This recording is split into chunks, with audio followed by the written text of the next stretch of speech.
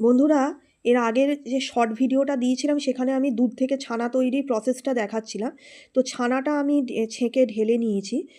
আর এইখানে যে ছানাটা নিয়েছি মাখা সন্দেশ তৈরি করার জন্য, এই ছানাটাকে আমি সুন্দর করে মেখে নিচ্ছি। এই তালুর এইখানটা দিয়ে মেখে নেব, মানে মাখতে শুরুই করে দিয়েছিলাম আসলে, যাতে মাখা নাম থেকেই মাখা সন্দেশ। অন্যান্য সন্দেশ আমি যখন তৈরি করি এত মাখি না, কিন্তু যেহেতু মাখা সন্দেশ নামটাই এসছে, সেই জন্য এই সন্দেশটাকে একটু ভালো করে না মাখলে খুব মোলায়েম হয় না। এই জন্য শিলে বাটার মতো এইভাবে সুন্দর করে ছানাটাকে মেখে নিতে হবে।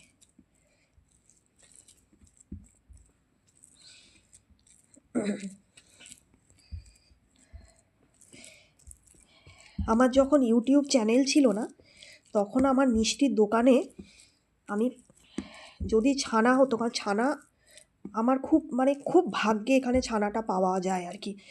আমার বেশিরভাগ মিষ্টি হয় অন্য জিনিস দিয়ে, ছানা বা দুধ দিয়ে খুব একটা হয় না।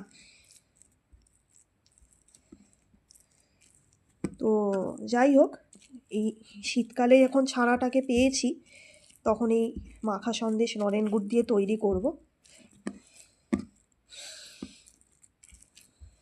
আমি তো আর আমার পড়াশোনার ডিগ্রি কোনো কিছু কাজে লাগাতে পারিনি, তাই এই সমস্ত কাজই, আর বাড়িতে বেকার বসে থাকলে কোনো কাজ করে পয়সা ইনকাম না করতে পারলে তো এসব কাজই তখন করতে হয়, আর কি করা যাবে।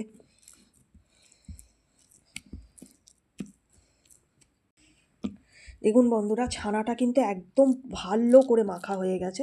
যদিও খুব বেশি ছানা মাখার প্রয়োজন হয় না, ও একদম নরম তুলতুলে হয়ে গেছে। বন্ধুরা, এখানে মাখা ছানা আর ডেকোরেশনের জন্য নিয়েছি কাজু, কোনোরকমভাবে নিয়েছি। এখানে একটু দুধ নিয়েছি, আর আমার দুধটা দিয়ে বাবা বাকিটা চা করে নিয়েছিল, তাই গুঁড়ো দুধ নিয়ে গুলে নিয়েছি, একটু নিয়েছি।